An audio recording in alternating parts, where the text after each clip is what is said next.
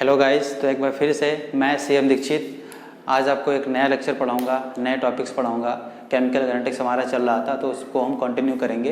Chemical kinetics में जो आज हम पढ़ाने वाले हैं वो ये टॉपिक्स हमने लिख दिए हैं। आज ये टॉपिक्स पे हम बात करेंगे। So first one is the mechanism of the reaction, next molecularity of the reaction and in the molecularity of the reaction इसमें हम पढ़ेंगे यूनिमॉलिक्यूलर के लिए क्या यूनिमॉलिक्यूलर रिएक्शंस कौन कौन सी होती हैं, बाईमॉलिक्यूलर, ट्राईमॉलिक्यूलर कौन कौन सी रिएक्शन होती है, इन पे बात करेंगे हम। एंड लास्ट में हम पढ़ेंगे difference between the molecularity and order of the reaction. तो इन सब चीज़ों पे हम इसमें बात करेंगे। तो फर्स्ट हम पहला टॉपिक स्टार्ट करते हैं। यहाँ पे पहला टॉपिक हमारा क्या है? First one is the mechanism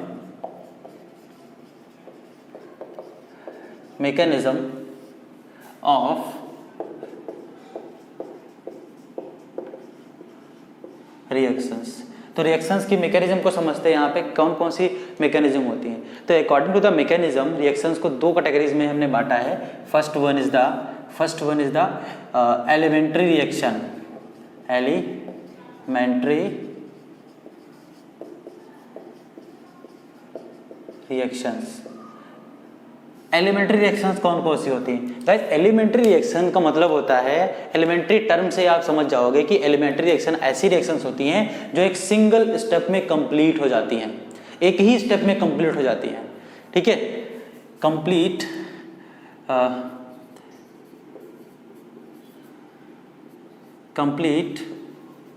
only in one step, या फिर इसको हम कह सकते हैं सिंगल स्टेप रिएक्शंस। जो सिंगल स्टेप रिएक्शंस होती हैं these are called elementary reaction, उनको हम एलिमेंट्री रिएक्शन बोलते हैं। ओके, अब इन रिएक्शंस में जो होता है, हम इन रिएक्शंस में क्या करेंगे? इन रिएक्शंस में जो रेट लॉग एक्सप्रेशन होता है, लाइक हमने ये एक लिखा ए और बी आर द रिएक्टेड, इसकी स्टोइचियोमेट्री ए ले लिया, इसकी बी ले लिया और बनता है यहाँ पे प्रोडक्ट।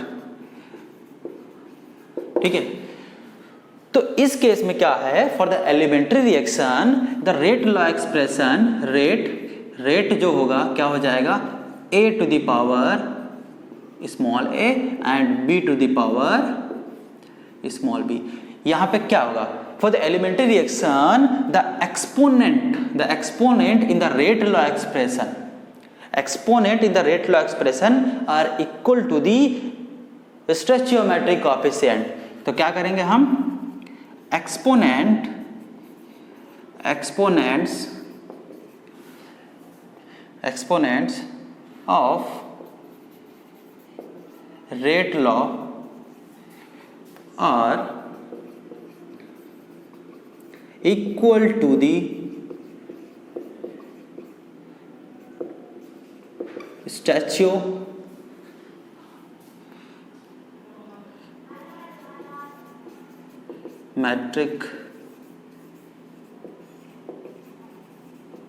ठीक है, ये बात यहां पे होती है किसके लिए? एलिमेंट्री रिएक्शंस के लिए। तो अब हम बात करते हैं कि जो एलिमेंट्री रिएक्शंस होती हैं, अगर हम यहाँ पे स्टोइचियोमेट्री 0 ले लें तो रिएक्शन ही नहीं होगी, मतलब कोई हमारा रिएक्टेंट ही नहीं होगा। तो 0 ऑर्डर के लिए हम एलिमेंट्री रिएक्शन ये कह सकते हैं कि एलिमेंट्री रिएक्शंस जो है कभी 0 ऑर्डर एग्जिस्ट नहीं करती, या फिर ऐसे कर सकते हो 0 order reaction can never be elementary.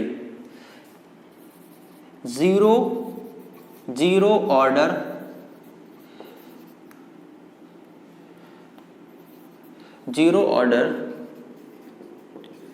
reactions can never be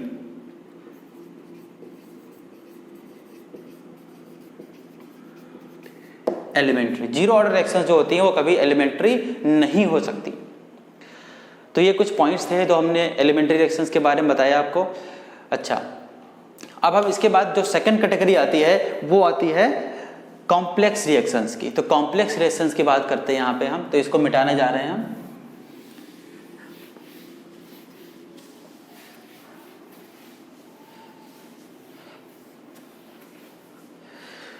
okay,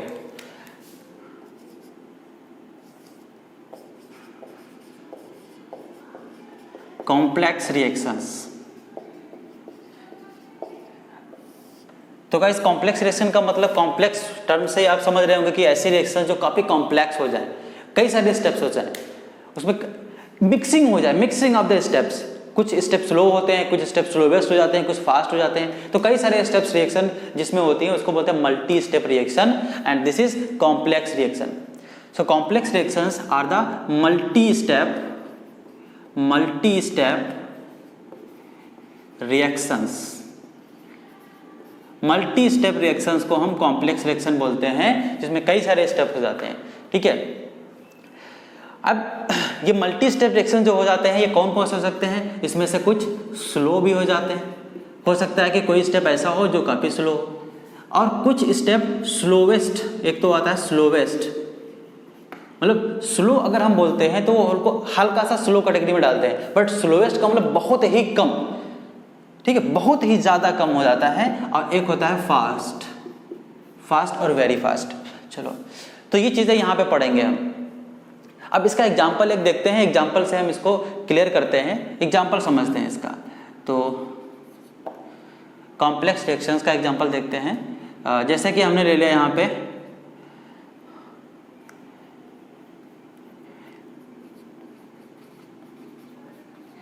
decomposition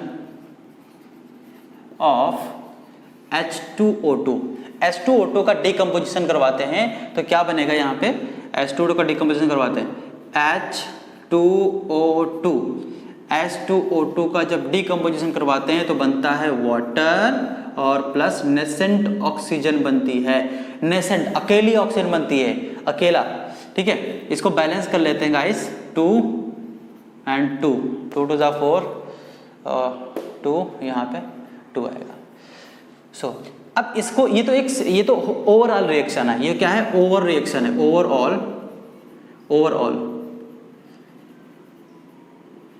reaction, ये फुल रिएक्शन है। लेकिन ये कैसे हुई, तो वो मल्टी स्टेप्स कौन कौन से होते हैं वो चीज यहां पे देखते हैं। तो इसके मैकेनिज्म देखते हैं।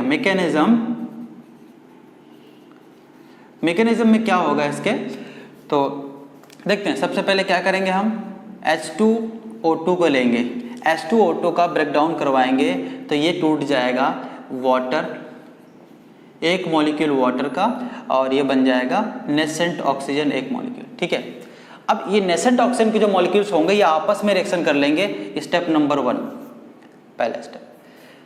And this is the slow step, ये स्टेप जो होगा ये स्लो स्टेप है। ठीक है, स्लो, धीरे धीरे रिएक्शन होगी ये वाली। उसके बाद अब क्या है, ये जो है, जब नेसेंट ऑक्सीजन कोई रेडिकल होता है या कोई नेसेंट एलिमेंट जो बचता है वो बहुत तेजी से रिएक्शन करने के लिए दौड़ता है, आपस में बहुत तेजी से रिएक्शन करेगा। तो ये क्या करेगा, फास्ट रिएक्शन करेगा, मतलब जो नेसेंट ऑक्सीजन होंगे इसके मॉलिक्यूल जो हैं इसके, ये क्या करेंगे, वेरी फास्ट, बहुत तेजी से रिएक्शन करेंगे और बना लेंगे ऑक्सीजन गैस। ऑक्सीजन गैस बना लेंगे, कैसा होगा, फास्ट। ओके, तो अगर मैं बात करूं यहाँ पे, तो अभी हम स्टेटमेंट लिखवाएंगे। चलो इसकी अगर हम इसको ऐड कर दें, चलो इसको ऐड करते हैं, ऐड करो इसको। तो ऐड करने से पहले हमें क्या करना पड़ेगा, इसमें से देखना है कि रिएक्शन को बैलेंस भी करना होता है। तो ये रिएक्शन देखो, ऊपर वाली रिएक्शन अभी बैलेंस नहीं है, तो इसको बैलेंस कर लेते हैं हम। 2, यहाँ पे 2 लगाना पड़ेगा, और यहाँ पर भी 2 लगाना पड़ेगा, यहाँ पर भी 2 लगाना पड़ेगा।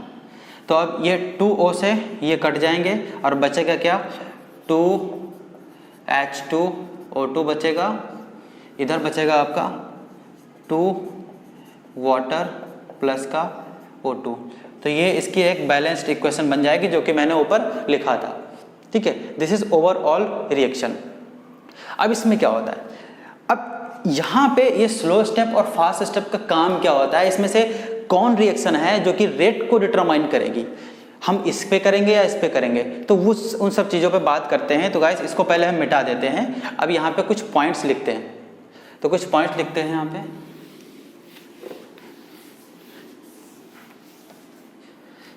लिख लेते हैं, the rate determining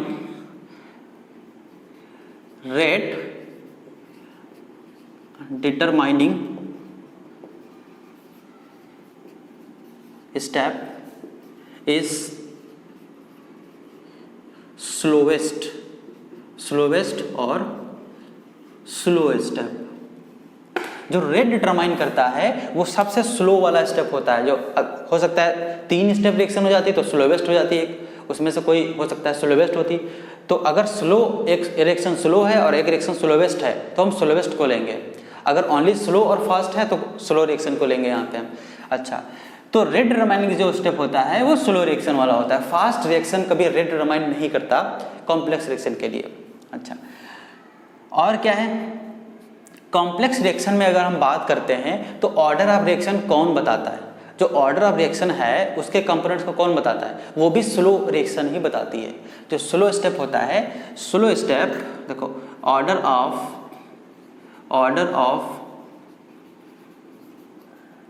reaction can also determine by slow step of reaction. ठीक है, एग्जाम्पल नंबर सेकंड एग्जाम्पल देखते हैं इसका हम कॉम्प्लेक्स रिएक्शंस का। तो यहाँ पे लेते हैं guys 2NO plus 2H2, 2NO plus का 2H2, और ये जब बनेगा तो क्या बनेगा यहाँ पे N2 प्लस का वाटर। इसको बैलेंस कर लेते हैं 2H2, तो 2 मॉलिक्यूल यहाँ पे वाटर बनेगा 2NO, हाँ ये बन गया। तो अब ये रिएक्शन हो रही है, ये ओवरऑल रिएक्शन है, लेकिन इसके कौन कौन से स्टेप इसमें होते हैं, इन्वॉल्व होते हैं, कितने स्टेप रिएक्शन होती है, तो उन चीज़ों को यहाँ पे हम पढ़ते हैं। तो उसको पढ़ने के लिए हमें इसकी मैकेनिज्म देखना पड़ेगा। तो इसकी मैकेनिज्म देखते हैं। मैकेनिज्म में क्या होगा, मैकेनिज्म में पहला जो सबसे पहला स्टेप है वो कैसे होगा, देखो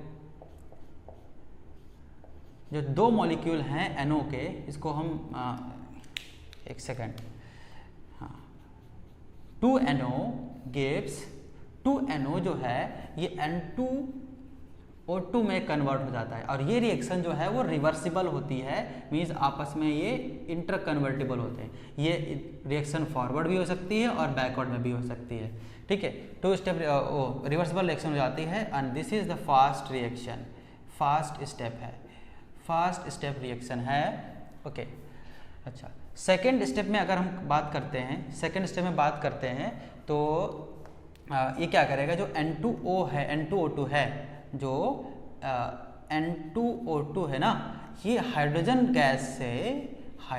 गैस से रिएक्शन करेगा और क्या बना लेगा, हाइड्रोजन क्या करेगा, एक ऑक्सीजन को ले जाएगा, वाटर के फॉर्म में निकाल देगा, यहाँ पे क्या बनाएगा वाटर, और बचेगा क्या N2O बचा, तो यहाँ पे लिख दो N2O, and this is the slow step. Okay, and third step of the mechanism is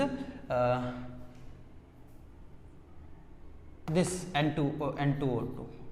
N2O further react with the hydrogen gas and form, hydrogen क्या है, हाइड्रोजन ऑक्सीजन को निकाल लेगा, तो बनेगा क्या यहाँ पे N2 प्लस का H2O, ये बन गया, and this is also the fast step, ये फास्टली रिएक्शन करते हैं यहाँ पे। अच्छा, तो ये 3 रिएक्शन होती हैं। अच्छा, एक बात यहाँ पे बता दूं मैं कि जो इस रिएक्शन के लिए रेट लॉ एक्सप्रेशन है, तो रेट लॉ एक्सप्रेशन दे रखा है आपका, कितना दे रखा है, K is equal to the NO to the power 2 and H2।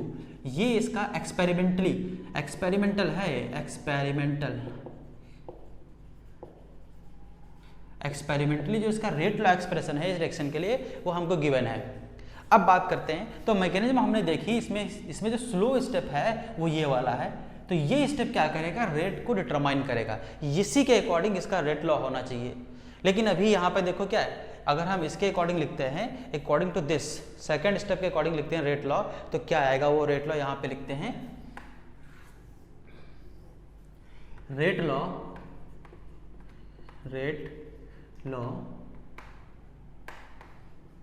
According to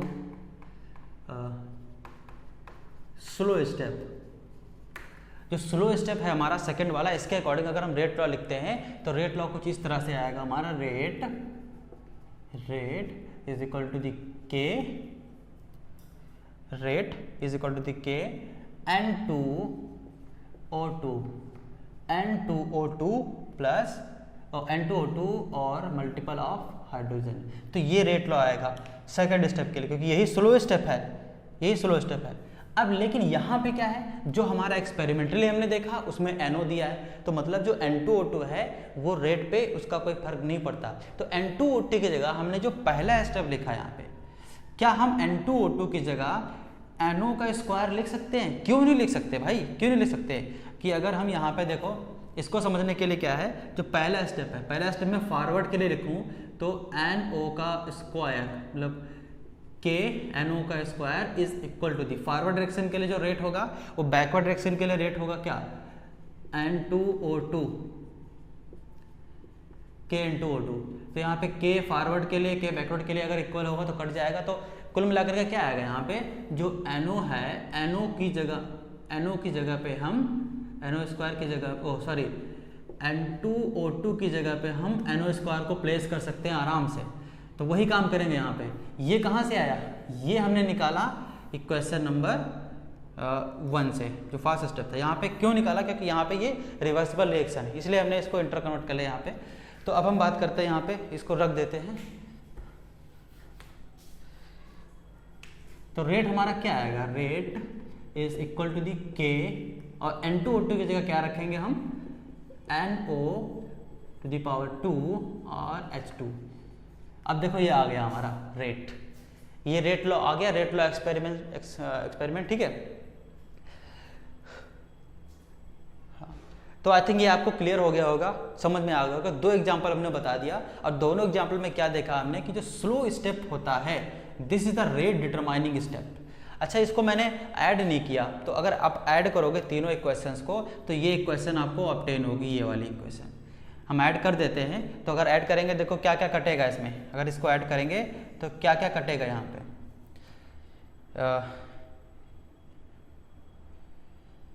N2O इधर है और N2O इधर है, तो एक N2O से ये N2O कट जाएगा, N2O2 इधर है, N2O2 कट जाएगा, और कुछ कट रहा है देखो, और कुछ हाँ और नहीं कट रहा है। तो बच क्या रहा है, 2NO बचा इधर, और इधर क्या बचा, 1 हाइड्रोजन और 1 हाइड्रोजन, 2 मॉलिक्यूल ऑफ हाइड्रोजन। अब इधर कुछ नहीं बचा, बाकी कट गया ना। इधर क्या बचा देखो, इधर बचा एक वाटर ये और एक वाटर ये, 2 मॉलिक्यूल ऑफ वाटर के बचे, और एक मॉलिक्यूल बचा N2 का, N2 + 2H2O, ठीक है। इसको ऐड करने पे वो रिएक्शन हमें यही मिल जाएगी जो कि हमने स्टार्टिंग में लिखवाई थी। ओके, तो आई थिंक आपको क्लियर हो गया होगा ये कॉम्प्लेक्स रिएक्शन में क्या होता है और एलिमेंट्री रिएक्शन में क्या होता है। इसके बाद हम बात करेंगे मॉलिक्यूलरिटी की, molecularity of the reaction fine कर लेते हैं, फिर बाद में इसको आगे कंटिन्यू करते हैं। तो डेफिनेशन इसकी लिखते हैं, the total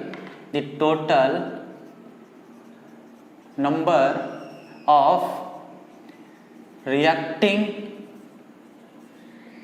species, total number of reacting species like molecules, atoms or ions. Okay, participating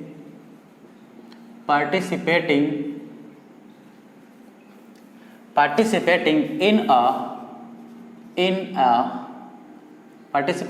an elementary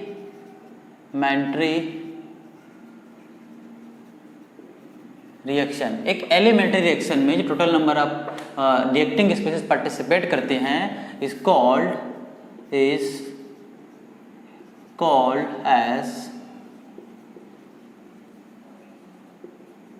molecularity of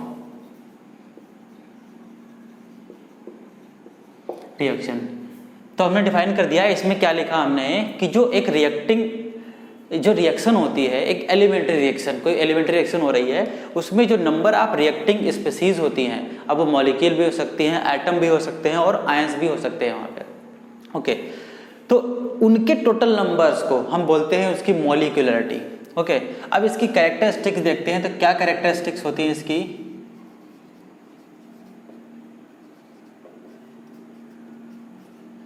क्या क्या इसके फीचर्स होते हैं, मॉलिक्यूलरिटी को कैसे हम कौन कौन से इस पे वो करते हैं।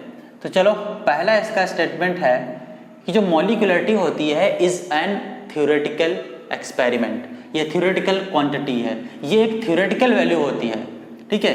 Molecularity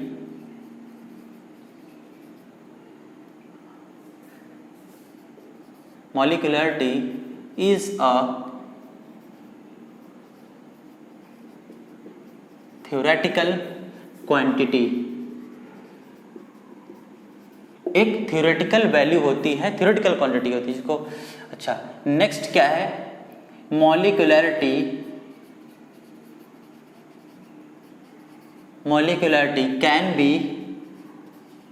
can be N integer,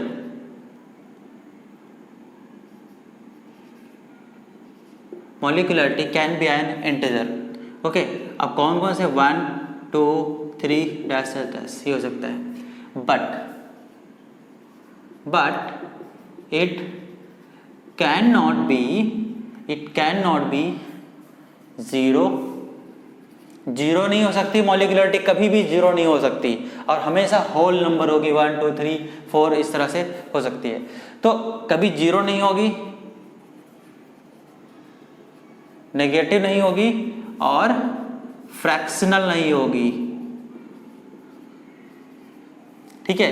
zero नहीं होगी, नेगेटिव नहीं होगी, फ्रैक्शनल नहीं होगी। अच्छा, यहाँ पे जो है हम 1 2 3 तक ही लिखते हैं, और 3 तक ही क्यों लिखेंगे ये हम आगे बताएंगे, आगे नहीं लिखते हैं।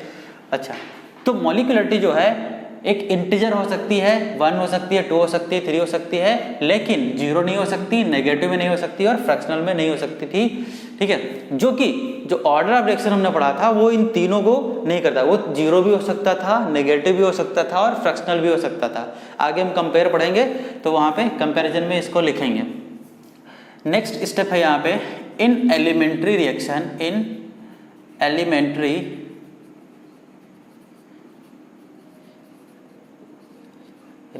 जो एलिमेंट्री रिएक्शंस होती हैं, सिंगल स्टेप वाले रिएक्शंस, उसमें जो मॉलिक्यूलरिटी होती है in elementary reactions, molecularity of reaction is equal to order. जो मॉलिक्यूलरिटी होती है रिएक्शन की वो ऑर्डर के जस्ट बराबर होती है, इक्वल होती है, ओके। नेक्स्ट स्टेटमेंट है कॉम्प्लेक्स रिएक्शन के लिए अगर हम बात करें, फॉर द कॉम्प्लेक्स रिएक्शन, तो in complex reactions the molecularity of each step of mechanism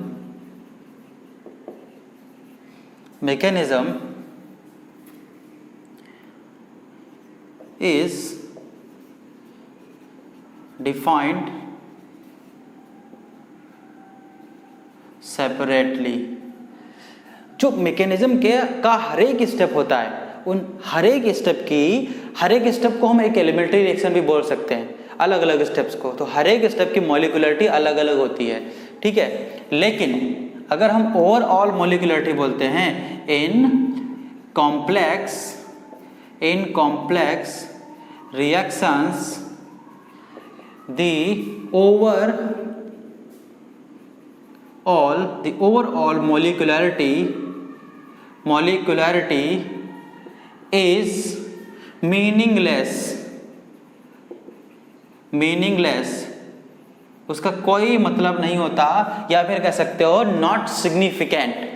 जो कॉम्प्लेक्स रिएक्शन के लिए सिंपल से कह सकते हो the molecularity is not significant for the complex reaction, ठीक है। नेक्स्ट हम आते हैं कि कॉम्प्लेक्स रिएक्शन में अगर हम मॉलिक्यूलरिटी देखते हैं कि जो रेट डिटरमाइनिंग स्टेप होता था वो स्लोवेस्ट स्टेप होता था, और स्लोवेस्ट स्टेप की अगर हम मॉलिक्यूलरिटी वहां पर देखते हैं only and only slowest step, तो स्लो जो स्टेप होगा वो एक एलिमेंट्री रिएक्शन हो सकती है। तो उसके लिए हम क्या करेंगे, जो मॉलिक्यूलरिटी होगी only for the slow step, तो in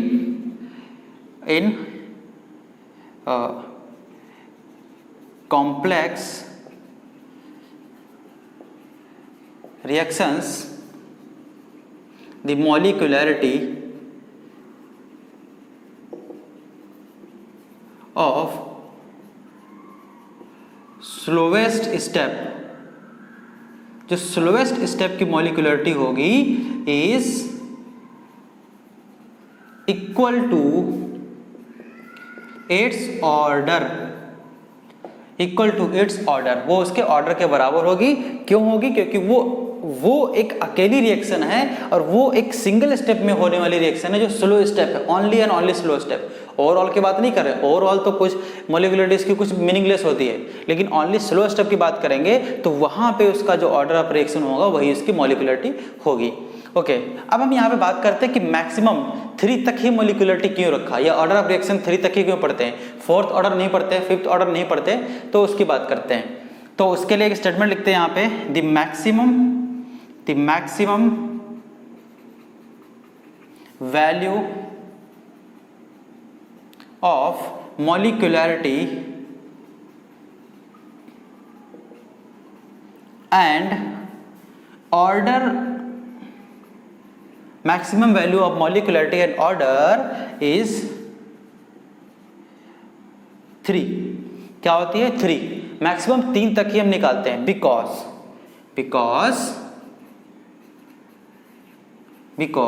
the chances of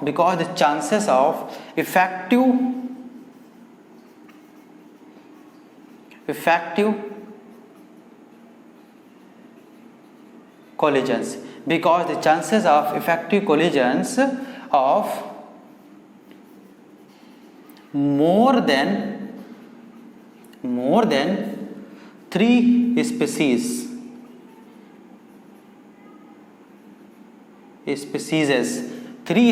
means 3 reacting species, okay, it should be molecule, atoms or ions, is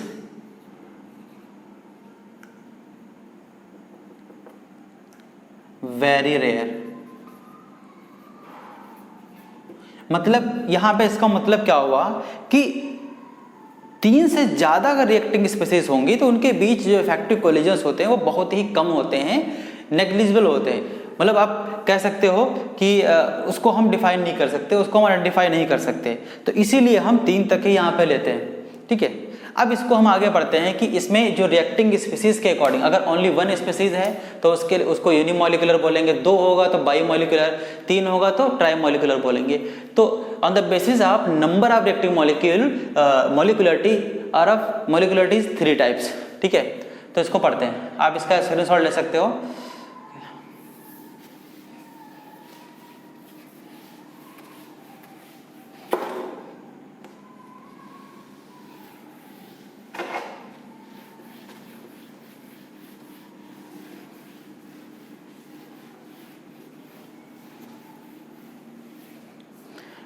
Okay, so first one is the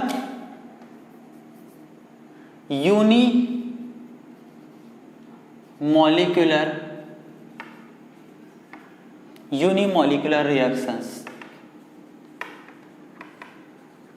ठीक है, यूनिमोलिकुलर रिएक्शन क्या होता है?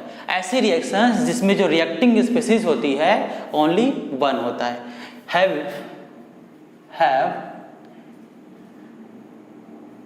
only 1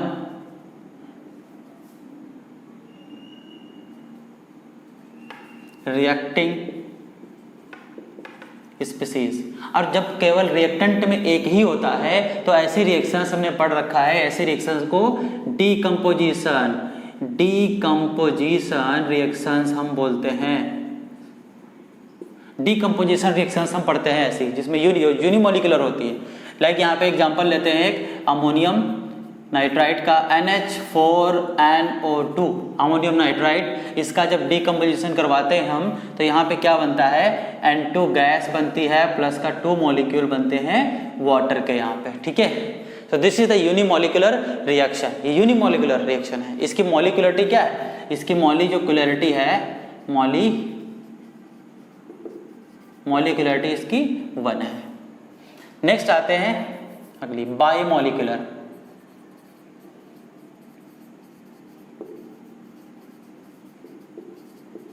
biomolecular reactions.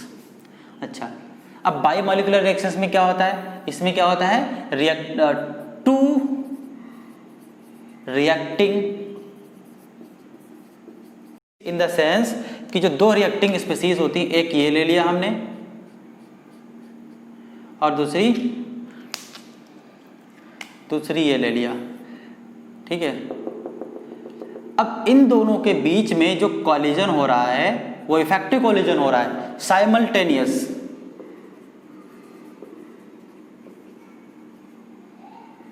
साइमल्टेनियसली इसमें क्या होता है, कोलिजन होता है। अब कोलिजन इसमें एक साथ में कोलिजन हो सकता है, पॉसिबिलिटी होती है, इसलिए इसको क्या बोलते हैं, बायोमोलिकुलर। एग्जांपल देखते हैं इसका, एग्जांपल में लिख लेते हैं हम NO और प्लस का O3। NO प्लस O3 जो है क्या बनाएगा, NO2 प्लस का ऑक्सीजन गैस बना देता है, ठीक है। अब हम आते हैं थर्ड, जो थर्ड आता है हमारा try molecular reactions. Try molecular reactions में क्या होता है, यहां पे 3 रिएक्टिंग स्पीसीज होती हैं, 3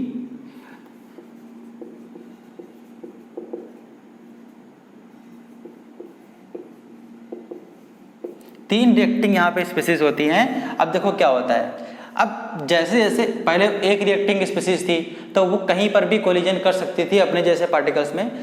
अब 2 आ गई तो 2 में कुछ जो 2 में साइमल्टेनियस जो कोलिजन होता है, साइमल्टेनियस कोलिजन, आपस में टक्कर मारने का जो कोलिजन होता है वो कुछ पॉसिबिलिटी रहती है। लेकिन अगर 3 में आ जाएंगे हम, 3 ऐसे ऐसे मॉलिक्यूल्स हैं, ये 3 मॉलिक्यूल्स हैं आपके पास, 3 मॉलिक्यूल्स में ये बहुत कम पॉसिबिलिटी रहती है कि वो एक साथ में एक जगह पे कोलाइड कर सकें। साइमल्टेनियस कोलिजन उसमें बहुत कम रहता है, लेस पॉसिबल। यहां पे क्या रहती है, लेस पॉसिबिलिटी फॉर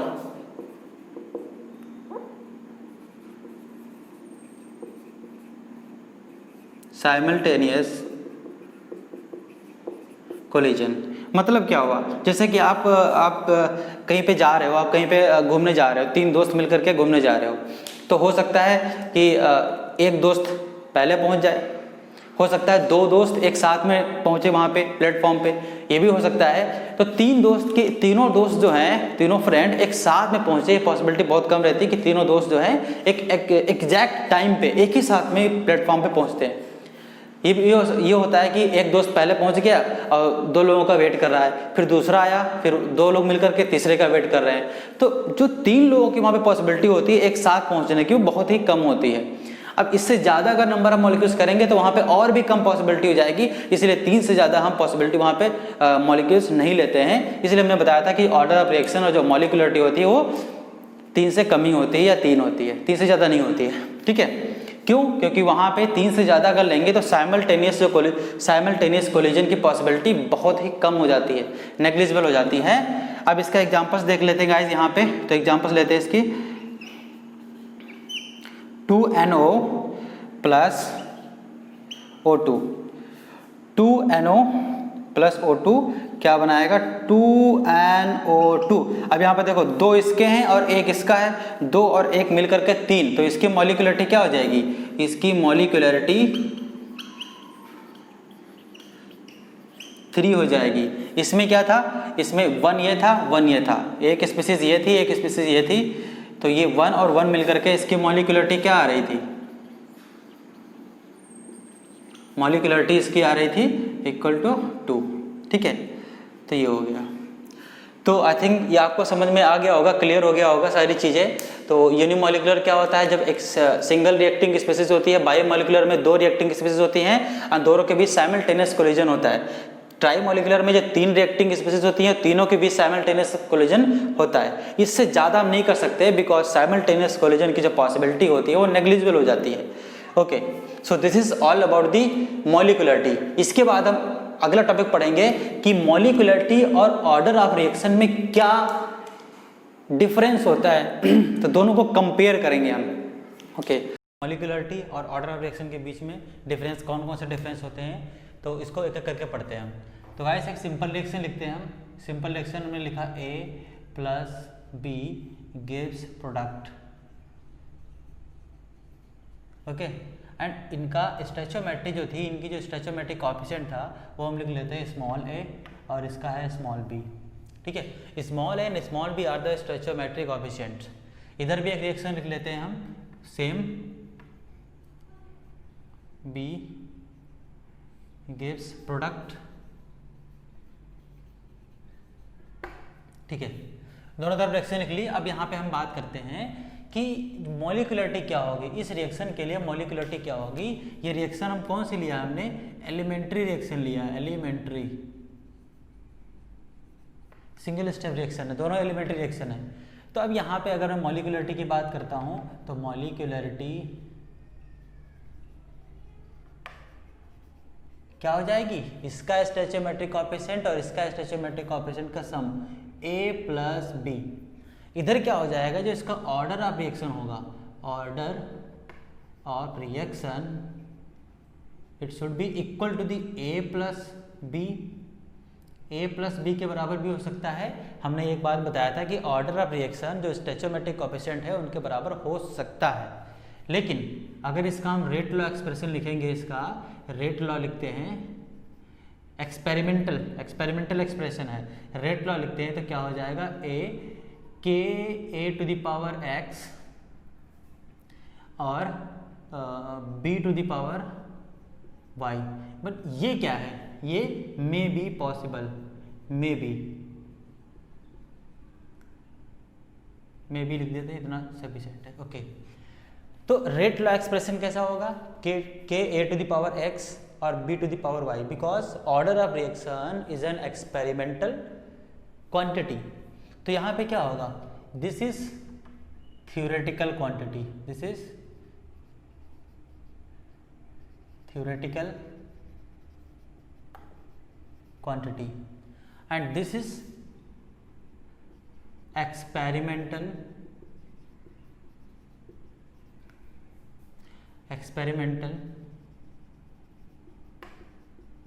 क्वांटिटी। अब ये एक्सपेरिमेंटल क्वांटिटी है तो according to this rate law order क्या हो जाएगा, इसका order is equal to x plus y. इस रेट लॉ के अकॉर्डिंग क्या हो जाएगा, order experimentally x plus y हो जाएगा। But according to the law of mass action a plus b होगा स्टोइचोमेट्रिक कोएफिशिएंट्स की। अच्छा, तो अब देखते हैं यहाँ पे नेक्स्ट जो देखते हैं नंबर, इसको हम नंबर 1 काउंट कर लेते हैं, इसका भी ये नंबर 1 है। अब नंबर 2 देखते हैं। नंबर 2 में क्या है, जो मॉलिक्यूलरिटी है, जो मॉलिक्यूलरिटी होती है, it may be it can be an integer 1, 2 or 3 but cannot be, but can't be 0, negative और फ्रैक्शनल। 0, नेगेटिव और फ्रैक्शनल में ये मॉलिक्यूलरिटी कभी भी नहीं होती है। बट ये order of reaction, order may be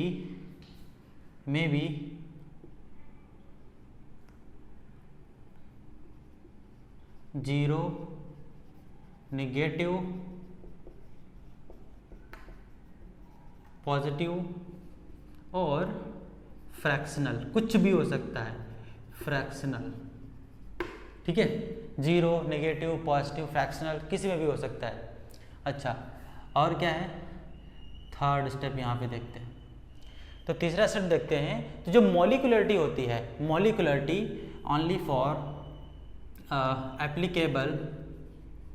applicable only in elementary reactions,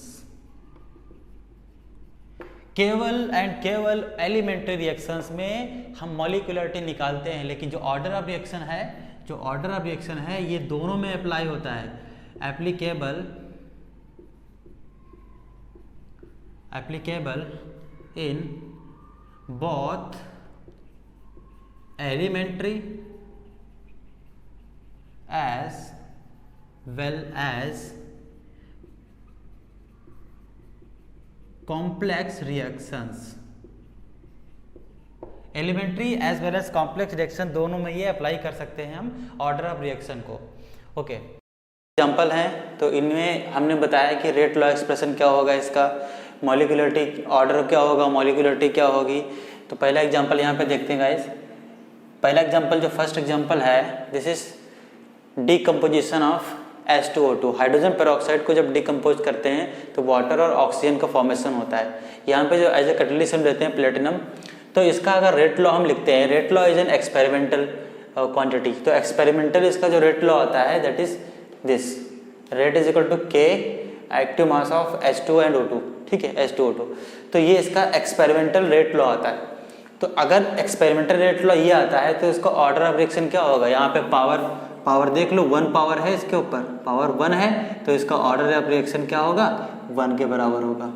लेकिन इस रिएक्शन में अगर हम देखते हैं तो कितने मॉलिक्यूल पार्टिसिपेट कर रहे हैं, इसके 2 मॉलिक्यूल, तो इसकी मॉलिक्यूलरिटी 2 हो जाएगी, मीन्स बाई मॉलिक्यूलर ये हो जाएगी रिएक्शन। सेकंड आते हैं तो यहाँ पे देखते हैं ये इथाइल एसीटेट है। इथाइल एसीटेट में हम मिलाते हैं वाटर, इसकी हाइड्रोलिसिस करवाते हैं, एक्सेस क्वांटिटी लेते हैं वाटर की। आगे हम बताएंगे एक्सेस क्वांटिटी, ये इस रिएक्शन को कहीं और पढ़ेंगे हम, स्यूडो फर्स्ट ऑर्डर में पढ़ेंगे। तो पहले यहाँ पे देखते हैं, तो वाटर हमने मिलाया सोडियम इथाइल एसीटेट में, यहाँ पे क्या बनेगा, एसिटिक एसिड और इथाइल अल्कोहल फॉर्मेशन होता है। इसका जब एक्सपेरिमेंटल रेट लॉ निकाला गया तो ये निकला दोस्तों, ठीक है। इसके अकॉर्डिंग भी इसका जो ऑर्डर निकलता है वो 1 के बराबर आता है, ठीक है। लेकिन इसकी मॉलिक्यूलरिटी अगर हम चेक करते हैं तो एक वाटर का मॉलिक्यूल है और एक क्या है, इसका इथाइल एसिड की मॉलिक्यूल है, 2 मॉलिक्यूल है, इसलिए इसकी बाई मॉलिक्यूलरिटी होगी, मॉलिक्यूलरिटी क्या होगी, 2 होगी। And in the same way this is also bimolecular and order of reaction is also 1, ठीक है। Next fourth example is C6H5N2Cl, ठीक है। C6H5N2Cl gives C6H5Cl and N2, ठीक है। This is chlorobenzene and this is benzene diazonium chloride, benzene diazonium chloride and this is chlorobenzene and gives N2। Okay, तो इसका जो order of reaction होता है, इसका जो रेट लॉ होता है वो कुछ इस तरह से होता है। तो यहाँ पर भी क्या होगा, इसका ऑर्डर ऑफ रिएक्शन 1 ही निकल के आएगा, क्योंकि इसके ऊपर पावर 1 होती है, क्योंकि इसका जो कंसंट्रेशन होता है बेंजीन डायजोनियम क्लोराइड का, इसका कंसंट्रेशन ऑर्डर ऑफ रिएक्शन पे डिपेंड करता है, ठीक है। या फिर कह सकते हो जो ऑर्डर ऑफ रिएक्शन होता है वो इसके कंसंट्रेशन पे डिपेंड करता है, ओके। लेकिन इसकी जो मॉलिक्यूलरिटी होती है वो भी क्या होती है, 1 मॉलिक्यूल लिया है हमने तो इसकी मॉलिक्यूलरिटी भी 1 होगी। एंड नेक्स्ट में क्या है, यहाँ पे है ये एसिटाल्डिहाइड है। तो एसिटाल्डिहाइड को जब हम हीट करते हैं तो मीथेन गैस और ये बनती है हमारी कार्बन मोनोऑक्साइड। तो यहाँ पर भी इसकी मॉलिक्यूलरिटी 1 मॉलिक्यूल लिया है तो मॉलिक्यूलरिटी 1 होगी। लेकिन इसका जब रेट लॉ लिखा एक्सपेरिमेंटली, जो इसका रेट लॉ आ रहा था वहाँ पे CH3CHO की पावर 3/2 आ रही थी, तो इसका जो ऑर्डर ऑफ रिएक्शन है वो 3/2 आता है। This is an experimental quantity, okay. So आज के लेक्चर में जो हमने 3 टॉपिक बताए थे वो तीनों टॉपिक हमने इसमें कवर कर दिए हैं। अगले लेक्चर में हम पढ़ेंगे स्यूडो फर्स्ट ऑर्डर रिएक्शन के बारे में। स्यूडो ऑर्डर रिएक्शंस क्या होती हैं, छोटा सा लेक्चर है, उसको भी हम कंटिन्यू करेंगे।